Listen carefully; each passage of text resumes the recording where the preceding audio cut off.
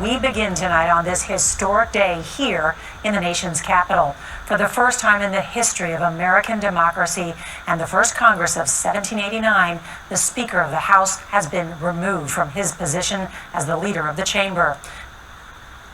Well, there we have it, guys. We've got a lot to talk about today, various topics to hit on, and I hope you are ready. But this is just, I'm going to start with, the breaking news with the House of Representatives. And man, I'm telling you, it's, again, but let me say, if you're joining us for the first time, you know the drill, you know what to do. Subscribe, hit the like button, comment below, and, I'll get to your comments, and we'll have a fruitful discussion. But let's get to what's going on right now. And here we have Kevin McCarthy ousted as Speaker of the House, and this is just amazing. And I want to tell you something, guys. Now let me tell you something. Anytime you're in a position, and that position is tenuous or precarious, you got to understand. You got to negotiate. You cannot taunt the ops. You cannot dare the ops to come after you. Because, he was playing a big shot, and he was, daring Matt Gaetz to come after him. He was like, bring it on. And I guess Matt Gaetz brought it on, and look at the consequences. Now, this doesn't work politically well for him, because he basically crushes political career. This is something that people are going to remember. And, that's why I tell you, and, people don't understand, but I say it all the time. People just don't get it, and they don't understand. But as much as you want to talk crap about Trump, you got to understand, for a quote-unquote non-politician, a guy who was a businessman and came into politics, the guy seems to be much smarter than these so-called seasoned veteran politicians who've been in power for 20 years, 30 years, 10 years, and they don't seem to understand the game of politics. And I guess Kevin McCarthy learned that the very hard way. You know what I'm saying? And I can understand how broken he probably is right now. And he has said he's not going to run for election again for the Speaker of the House. So, again, remember this. When the ops are coming at you, okay, in your life, in your personal life, you know what I'm saying? If the ops are coming at you and your position is tenuous, you know what I'm saying? Your position is precarious. Your position is not too certain. My friend, the wise thing to do would be to negotiate. Okay? You cannot have a whole wing of the Republican Party holding you by the cojones, and you expect that you're just going to go make deals with Democrats and expect that that's going to go down well. Especially when you're dealing with a lot of conservatives. When they've explained to you the issues and the problems they have, and then you take them for granted because you sort of got a little cocky, you know what I'm saying, and overconfident. And he's like, oh, bring it on. Oh, I'm ready for this. Obviously, he wasn't ready for it. You know what I'm saying? And look at the consequences. So a lot of the times, when you're part of a group, part of some establishment, you know what I'm saying? And for group cohesiveness, in the interest of group cohesiveness, sometimes you got to tone down your arrogance. You got to tone down, that overconfident and overbearing attitude, because that does not work well. That only sets you up for being a target. And look at it. Matt Gaetz now has appreciated his position in the Republican Party. You know what I'm saying? He went after McCarthy and he won. So he's appreciated his position. Now people are going to look to him to get things done. And then what you're going to have a more rigorous conservative party and quote-unquote hardline Republican Party, because they're seeing that, hey, Matt Gaetz could have delivered. You see what I'm saying? So If Mc Carthy only understood that you can't do anything, you cannot do anything in the Republican Party nowadays that seems to target Trump supporters in the party. It just wouldn't work. It's just not politically savvy. And you would think that these guys have some sort of political sense. But every time they disappoint me. Every time you think that these veteran politicians, would have some sense and would know how to get things done, they disappoint me. And I'm sure they disappoint you too. So what is he going to do now? He's disgraced himself. Now he has to put his tail in between his legs and walk away. You know what I'm saying? Walk away looking defeated. I mean, you could see this is just not a good look. And this is something that could have been avoided. He could have negotiated his way out of this. Again, guys, in your personal life, in your interactions with whatever group you may belong to, you've got to understand. You got to negotiate. Can't be overconfident. There's lessons to be learned in what he has done and the mistakes he's made. Hopefully, the people looking on will take the cues and say, you know what? Here's not what to do. Hey, good evening and welcome, guys, to Persazion TV. If this is your first time, you know what to do. Please subscribe, hit the like button, and comment. I will respond to your comments. It's a beautiful evening and we've got lots to discuss, and we're going to get to the bottom of the issues. We're going to look at the problems facing this nation, and we're going to find solutions. We're going to be reasonable, we're going to be logical, we're going to look at the problems facing the nation, and we're going to find solutions. Remember, this is not your typical propagandist outlet. You're not going to get propaganda over here, okay? So if you come looking for propaganda, you know where to go. Go to MSN. That's where you're going to get it. And there you have it. The next in the saga continues. The saga continues. And if by now you didn't understand, or you didn't believe, or you didn't realize that this is some sort of political persecution, then if this isn't, I don't know what is. I don't know what is. I am starting to believe that Trump must be the most feared man in America.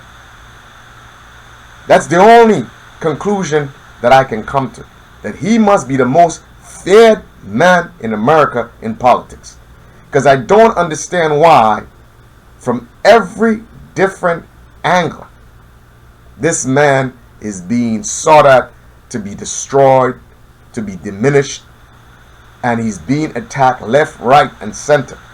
Now, when I say I don't understand, of course I do understand the motive, but it is so obvious and it's so clear that it's ridiculous.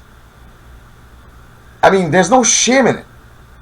You would think, and it's so contradictory, because we pride ourselves as a country and we say, oh yeah, we're all about democracy and we're all about freedom of speech and we're all about all these fancy, great, ideals.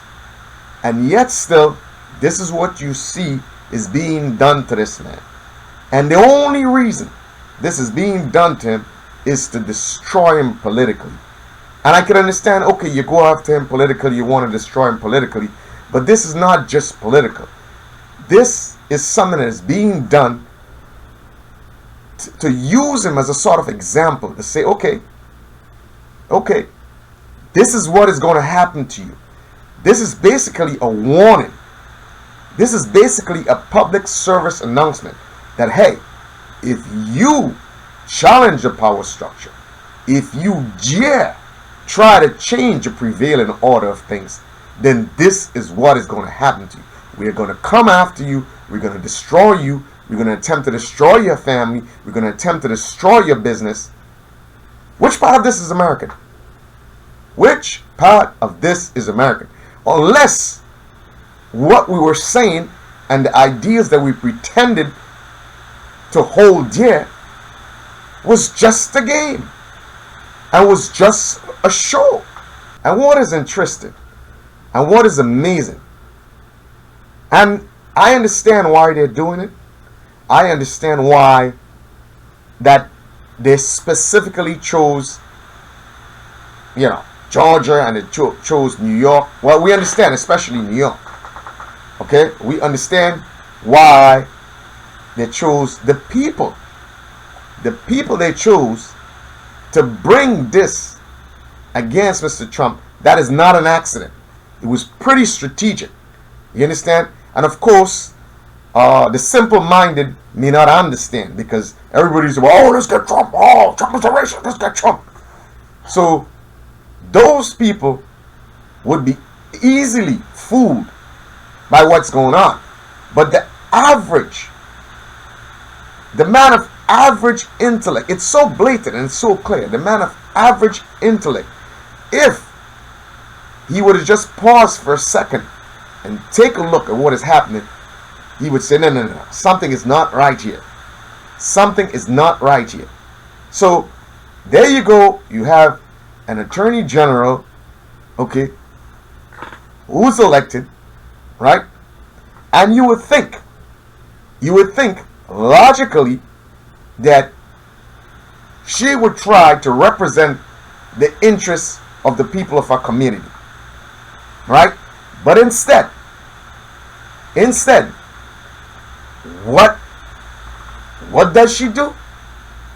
She does a hit job, okay, on a political opponent on behalf of the party to which she belongs. No, and it's a squandering of power. You understand?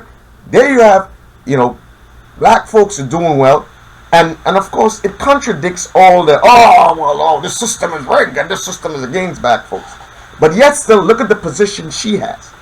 Look at the position that the Willis lady. Look at her. Look at the position she has, and the amount of influence and power that they could actually demonstrate. But these are the same people who tell you, oh, well, blacks can't make it in America. But look at the power that they are currently wielding against an ex-president. So which one is it? I'm confused here. Which one is it? Black folks can't make it to the hem of power in the society, which is already disproven. Or the system is rigged against them, so they can't make it. How did they make it? So you would think that she would try, to show off people of her community. How do you make it in this life? But instead, she's obsessed. She's obsessed with doing a hit job on an ex-president on behalf of a party. Okay? And Thomas Sowell spoke about that. He did a whole, discussion about that. And he said, in effect, that black folks who get into power, positions of power, never uplift other black folks. Because here is such an important job. She has the opportunity, okay, to do a lot for people of our community. A lot. She has she's in a very important position where she can affect a lot of things that's going to positively impact our community. But instead, look what she does. Squanders the power. Okay, and uses it to do what her overlords has done to her. Even Brother Malcolm in the 60s talk about that. And why did they do it? Because they're self-serving. Look at every single one of these so-called leaders from our community. When they get into positions of power, they don't use their position of power to positively affect our community. What do? They do the bidding of the white liberal. Because the white liberal is the one that put them there. And they know, and this is strategic, they know that if anybody says the truth, they're going to go after them and say, oh, you're a racist, how dare you talk about it. And again, it's strategic again. It's women. Says, oh, you're a racist. Oh, you're a chauvinist. So you can't say anything about them.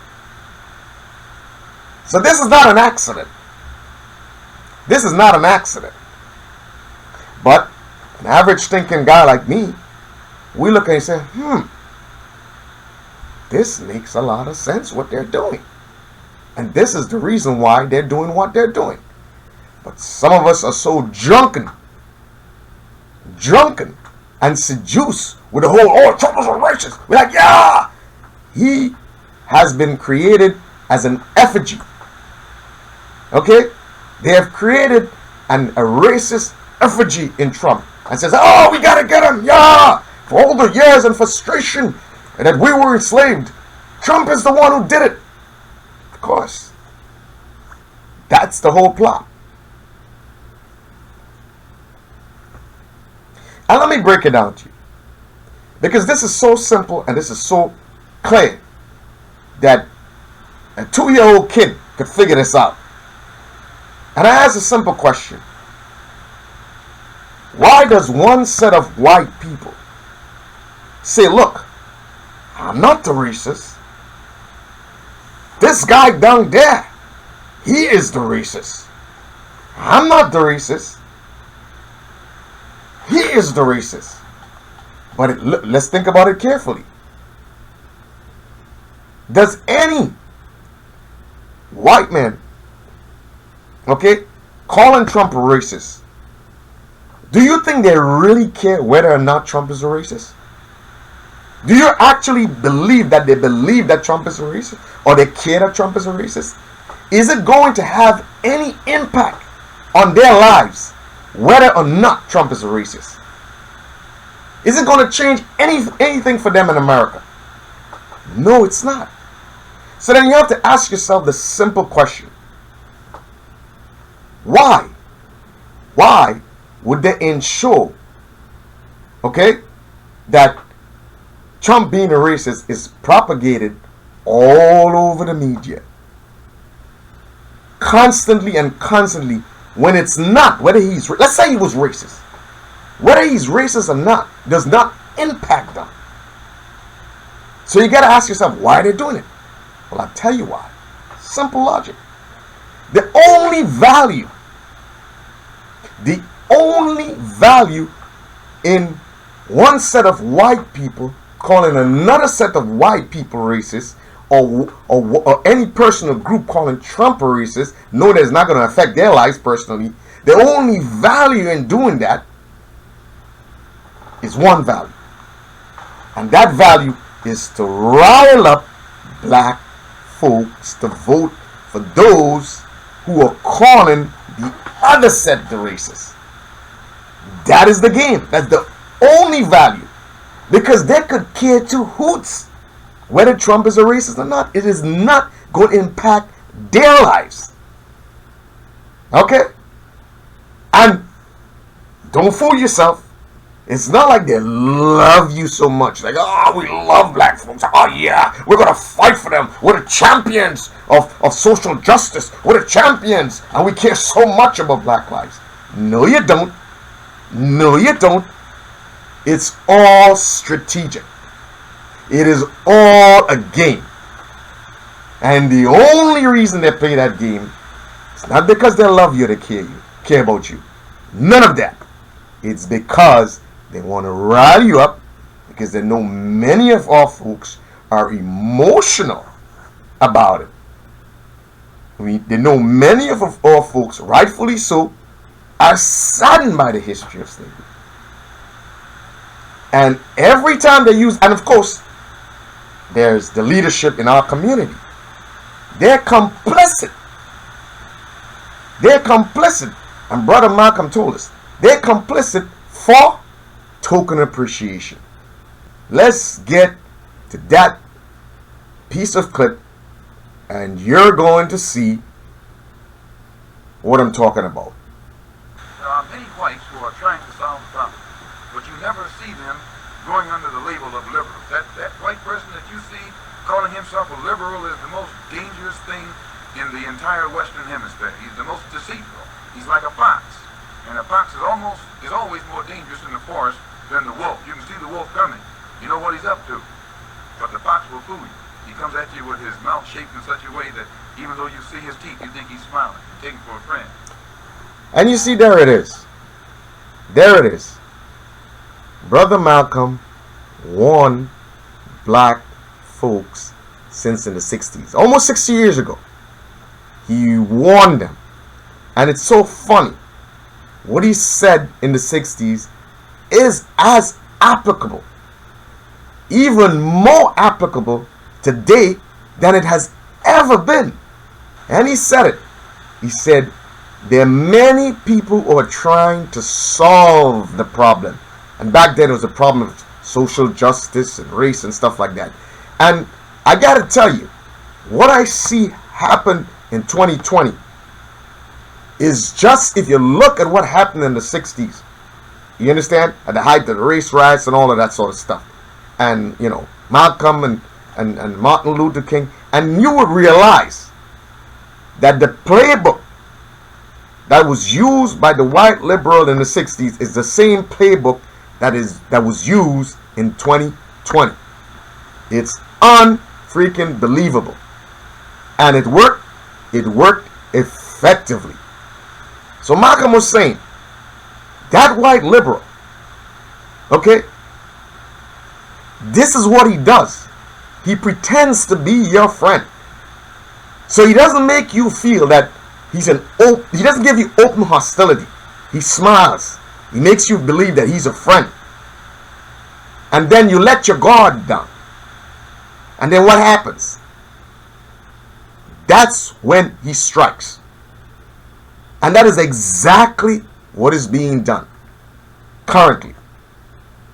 And they use, well, Brother Malcolm says it better than I do. And they use these so-called Negro leaders from our community. They find them, you know, the entertainers. Malcolm talks about that too, and I'm going to hit you with a clip. So, you know, just so that you're reminded. But the problem is, look what our community did to my brother Malcolm. And hence the reason why today, look what you have for leaders. Look at the people. Take a look. I don't have to call them in. You know who they are. Take the people that are out there representing, claiming to represent and claiming to speak for the black community. Take a look at them. So it is because of our ungratefulness that we find ourselves in the situation we find ourselves. Okay? Because we've been unkind. We've been disloyal to people who came, who truly believed in their people, truly wanted the best for us. And what did we do? What did we do to them? All over the world. This is not unique to the United States. All over the world, you have leaders who would come forth and has tried to help their people. And in the end, we betrayed them. So it's no surprise with the sort of people that we have now representing us. Okay? Mediocre leadership. Mediocre leadership. All over. Mediocre leadership.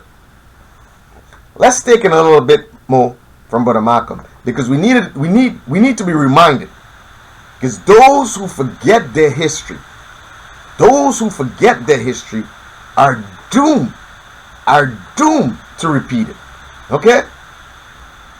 In this crooked game of power politics here in America, the Negro, namely the race problem, integration, civil rights issues, are all nothing but tools used by the whites who call themselves liberals against another group of whites who call themselves conservatives, either to get into power or to retain power. Among whites here in America, so you hear it. There it is. Perfectly explained. Perfectly explained. That all these issues of the time, all these racial issues, all these, I mean, today they call it social justice and being woke and Black Lives Matter, and they have these beautiful slogans. So all these issues are used strategically to gain power or to retain power. So it's used against conservatives by liberals to maintain power or to gain power. That's his words. It's no mystery they had to get rid of this guy. It's no mystery. The white liberal differs from the white conservative only in one way. The liberal is more deceitful, more hypocritical than the conservative. Both want power. The liberal is the one who has perfected the art of posing as the Negro's friend and benefactor. And by winning the friendship and support of the Negro, the white liberal is able to use the Negro as a pawn or a weapon in this political football game that is constantly raging between the white liberals and the white conservatives. Do you hear that? Do you hear that? Look at the wealth of knowledge that's coming from the mouth. Look at the jewels. Look at the jewels. If this was a cartoon, you would have seen jewels spurting from his mouth. Look at the jewels that's coming from Brother Malcolm. He told you that over 60 years ago. Okay? He told you that, and you have learned nothing. Nothing. Okay? Heard what he said. You heard what he said. Let's play it again, because you might want to hear it. The white liberal differs from the white conservative only in one way. The liberal is more deceitful, more hypocritical than the conservative. Both want power, but the white liberal is the one who has perfected the art of posing as the Negro's friend and benefactor. And by winning the friendship and support of the Negro, the white liberal is able to use the Negro as a pawn or a weapon in this political football game that is constantly raging between the white liberals and the white conservatives. So you heard it. So you heard it. Okay? So you heard it. The white liberal is able to use the black folk as a political football, as a pawn against the white conservative. Now tell me that you don't see the same thing happening right now. It's the same playbook. It's the same playbook. That is why you see they have black folks, instead of using the power that they have garnered for the benefit of their community, they're using the power, or they're being instructed to use the power for a political objective against Republicans and conservatives. It's as clear as daylight. It's as clear as daylight. Okay? A blind man could see this. A blind man could see this. Now tell me why you don't see it. Let's get a little more from Brother Malcolm. In this game of deceiving and using the American Negro, the white liberals have complete cooperation of the Negro civil rights leaders.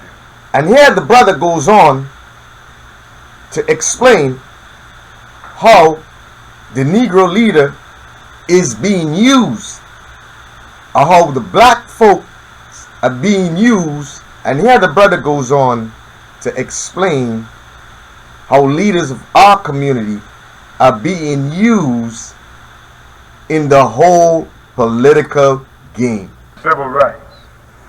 In this game of deceiving and using the American Negro, the white liberals have complete cooperation of the Negro civil rights leaders, who sell our people out for a few crumbs of token recognition, token gain.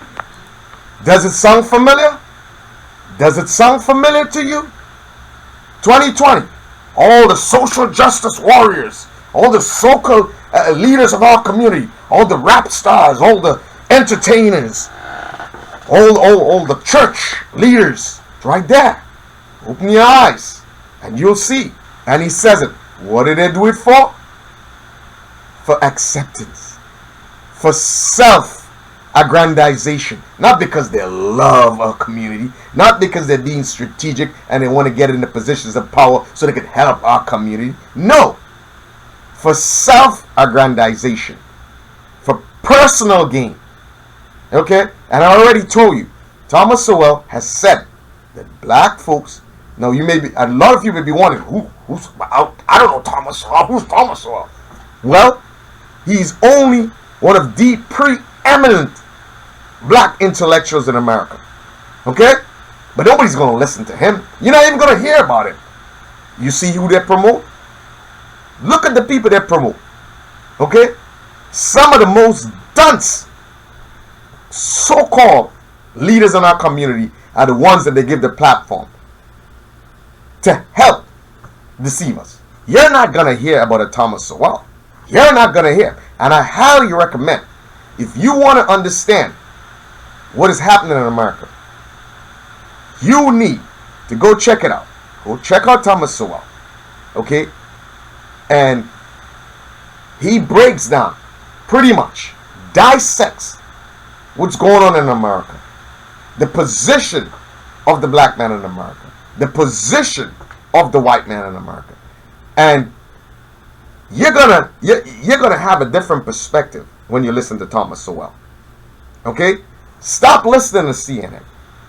Stop listening to all these so-called leaders of our community. All these entertainers. Malcolm even talked about that. He says, look, where in the white community you see an entertainer is a leader, a comedian is a leader. I'm going to get that little clip and you're going to like it. We're in for a lot tonight. You're going to enjoy this. And yet it is this small minority, the 3 million Negro voters, who help determine who will be the next president.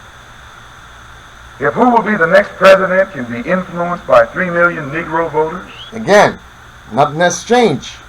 The minority black vote in America, to a very large extent, determine who goes into the White House. Okay? And that is why the white liberal, over the years, has pretended. He has pretty much hijacked the whole situation.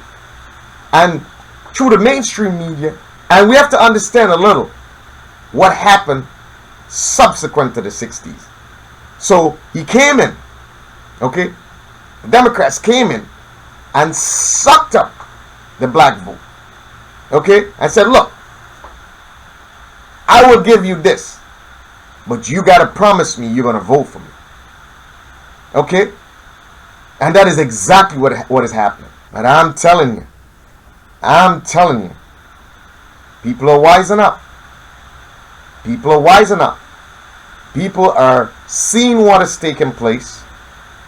They have seen what is taking. They have seen so many times now. It's getting tiring. They have seen so many times how they have delivered. They have kept their side of the bargain. Okay? And what have they received in return?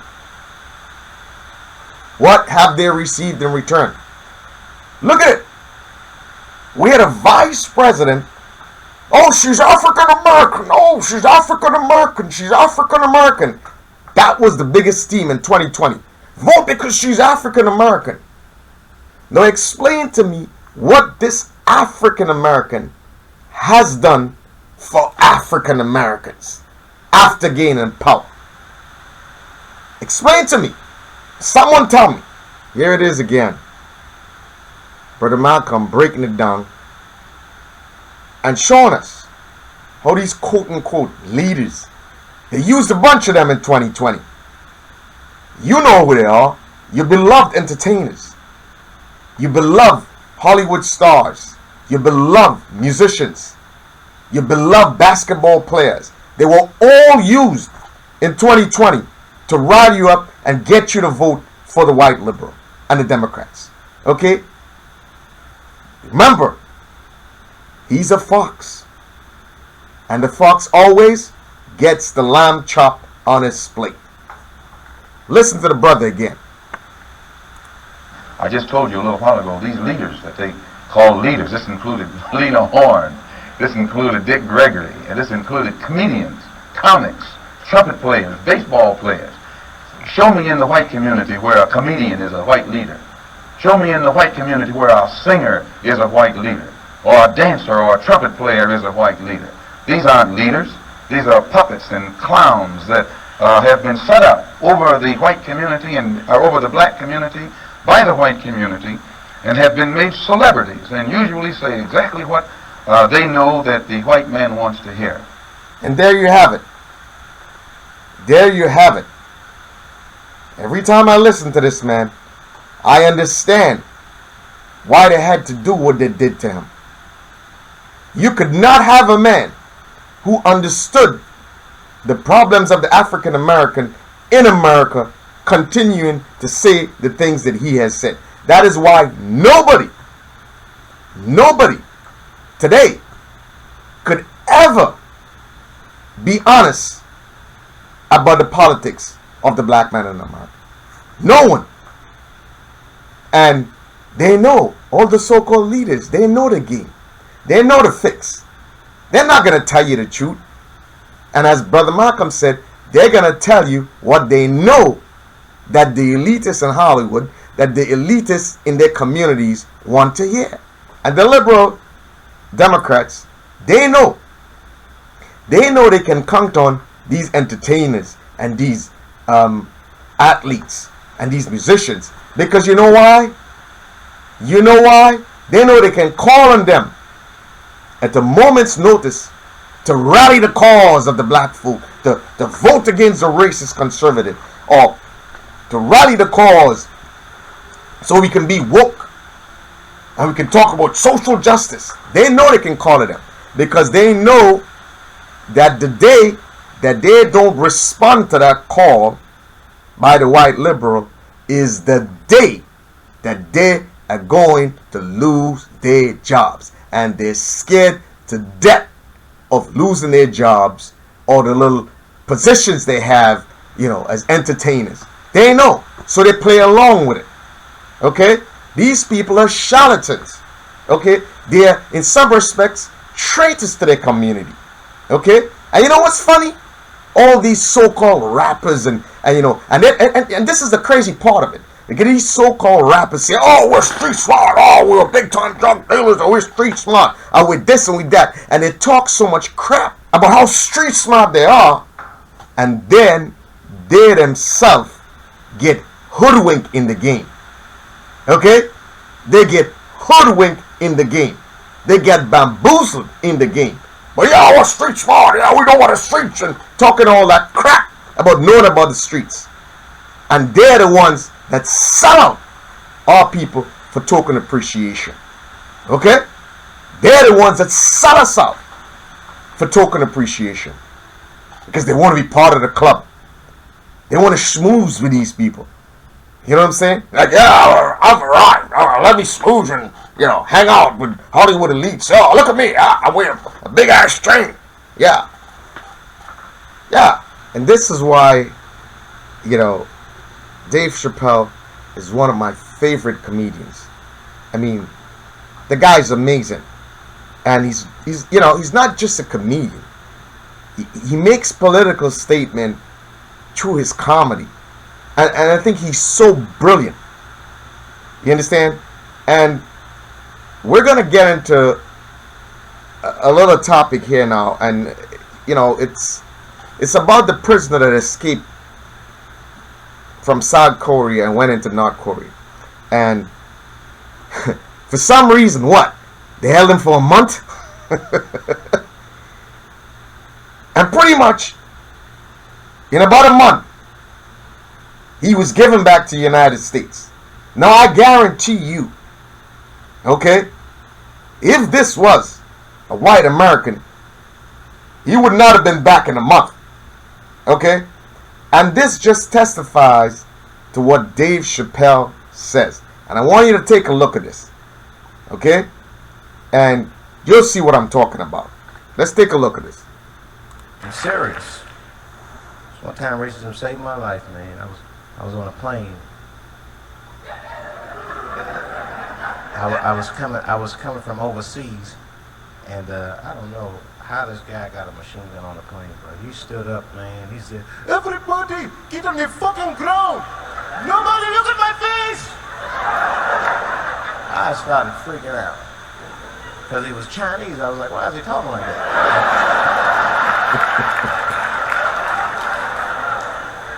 He was screaming and crying.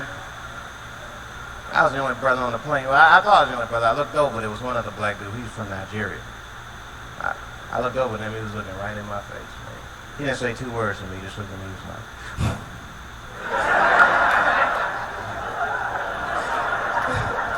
He didn't need to talk. I know just what he's talking about. I looked right back at him. I was like...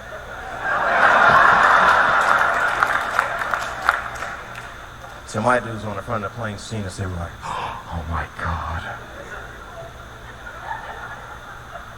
I think those black guys are going to try to save us.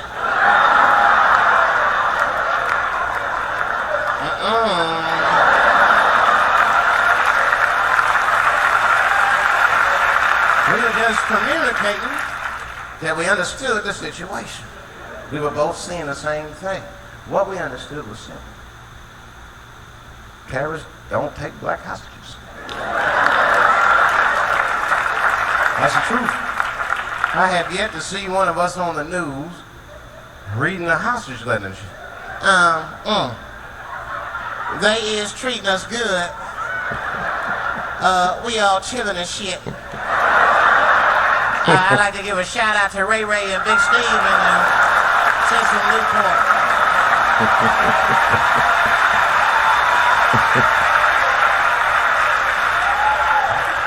You're not gonna see it. Terrorists are smart. They know what they're doing there, you know. They terrorists. They know the black people's bad bargaining chips. So I don't know. Is this guy right or what? All folks bad bargaining chips? I don't know. Because I don't understand. You know? He says North Korea is, it's a horrible place. What happened? What happened? Why would they give back one of... I don't get me wrong. I'm happy the guy's home. You know what I'm saying? I'm sure he's happy he's home. But it's just a little bit interesting that I've seen that we had a situation where they've held other people like forever, didn't want to give them back, but all of a sudden they captured a black guy, and guess what? Oh, well, don't worry, we'll give him back. We'll give him back. That's pretty interesting. You know, I really wanted to, try to add a little comedic effect to this particular show, because we need some sort of relief with all that's going on in the world. To borrow the term and to use the term in its true essence, you better stay woke, guys. You better stay woke. And I ain't talking about no bullshit Democrat woke and and that sort of nonsense. I'm talking about woke. Open your eyes. Stop sleeping. Wake up. See what's going on around you. We're still living in a dangerous world.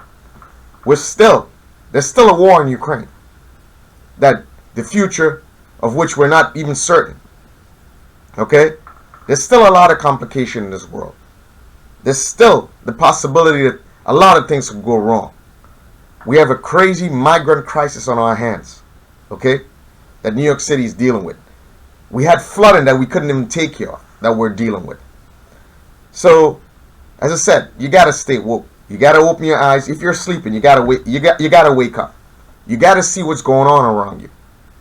And when you use your senses, of observation, when you listen, okay, then you'll be able to see what's happening, and then you'll be able to make right decisions. But you can't allow yourself to be constantly taken and bamboozled. Because the people who bamboozle you and trick you all the time, guess what? They will never have respect for you. And every time they trick you, the next time they will think it's easier to trick you. Because in some respects, we make it easy for them. We don't make it hard. So, I'm going to end this. Again, remember, please subscribe, hit the like button, and make a comment. Let me know your thoughts. Because I know usually you people have a lot to say. So I want to hear what you have to say. Okay? I'm not afraid of hearing what you have to say. So I want you to comment. Okay? And I will respond to your comments. And we can have some more fruitful discussions. You have a good night.